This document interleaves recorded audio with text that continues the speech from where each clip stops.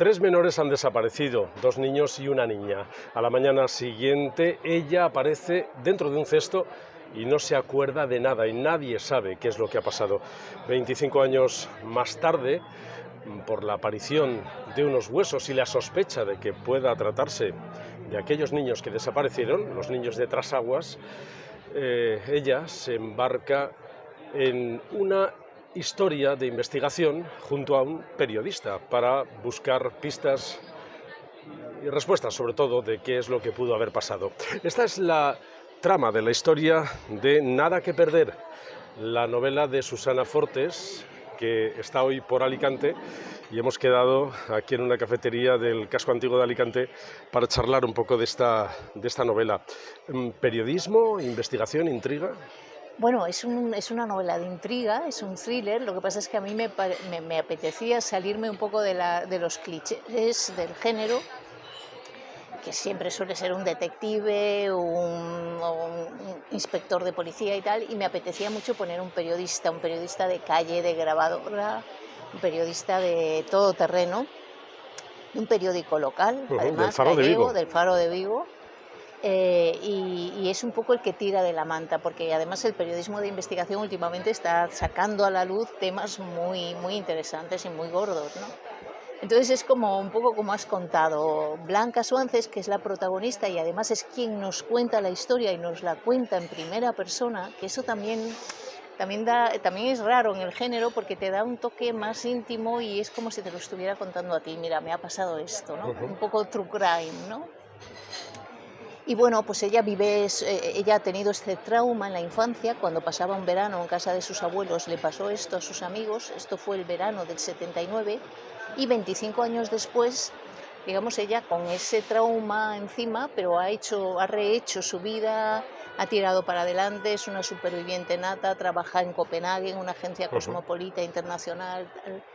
Pero un día recibe la llamada del periodista y le dice exactamente lo que comentábamos, que en un yacimiento arqueológico, además que es un sitio rarísimo porque los niños desaparecen en la playa y aparecen en un yacimiento arqueológico rodeados además de cosas, no sé cómo decirte, de cosas extrañas, ¿no? De una especie de ritual, pues ¿qué ha pasado ahí, ¿no? Entonces digamos que cuando ella recibe esta llamada entra en shock porque de alguna forma ya tenía todo ese pasado encapsulado en su memoria, todo ese pasado lo tenía de alguna forma ahí hundido, no había vuelto a él, no recordaba nada, y la llamada de este periodista, digamos, la espolea y dice, bueno, vuelvo a Galicia. Entonces, a partir de ese momento empieza la investigación.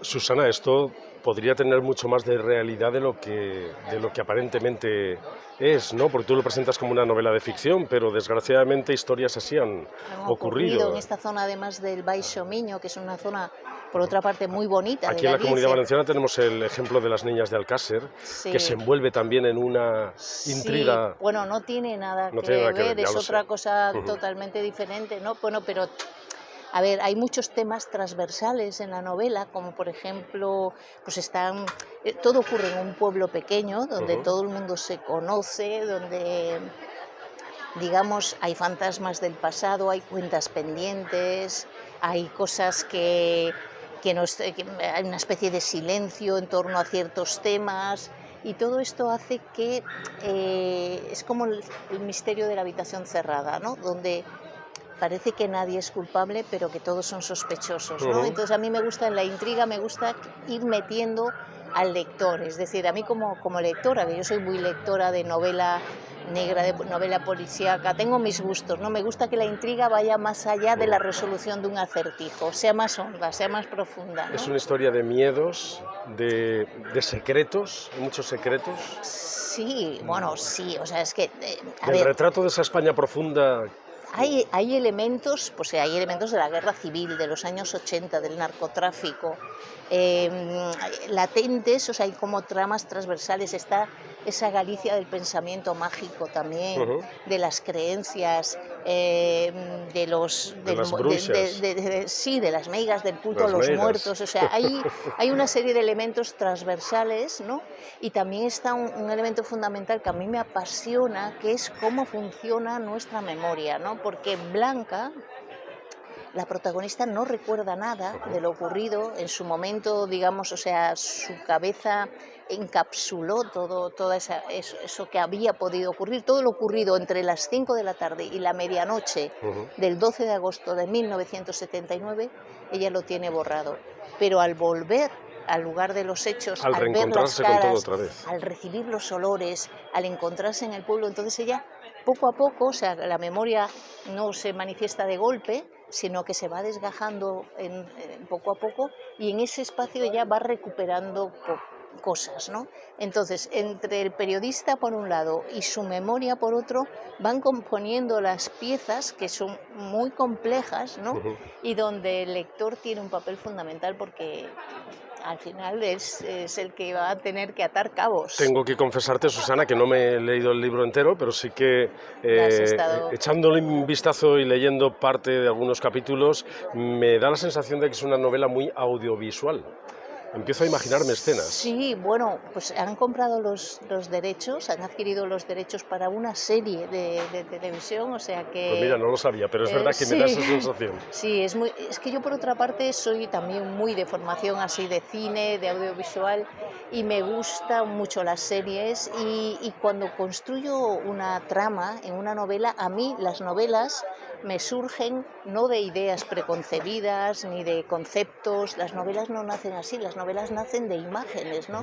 Entonces yo me imaginé eso, una furgoneta subiendo por una pista forestal, la lluvia, los árboles, los niños en bicicleta, la marea, una linterna entre los pinos, entonces todas esas imágenes un poco van creando una atmósfera y a partir de ahí fue surgiendo la historia. ¿Aquí hay buenos y malos o no es todo como parece? ¿O hay buenos que son malos a veces? Los personajes de verdad tienen muchas aristas, ¿no? Y son muy caleidoscópicos, por decirlo de algún modo, cuando te sale, no son planos, ¿no? Entonces son complejos. Aquí pues, Blanca es una mujer pues, que ha vivido un trauma, es una superviviente, tira para adelante, pero pues es muy borde también y tiene muchas dificultades para expresar emociones, es decir, la procesión va por dentro, ¿no? Lois Lobo, el periodista, también es un tipo, pues eso, muy gallego, muy gallego.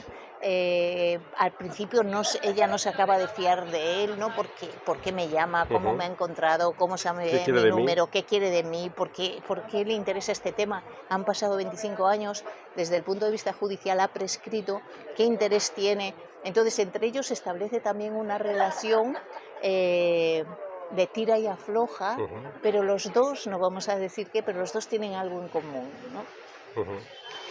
Pues nos vamos a quedar con eso. Nos vamos a y quedar quien ahí. quiera saber más, yo no digo nada más. Quien quiera saber más que se haga con este libro que estás presentando por Alicante estos días, Nada que perder, de Editorial Planeta. Vamos por la segunda edición. La segunda edición. Hoy me han dado la noticia. Que nos está generando ganas de seguir leyendo.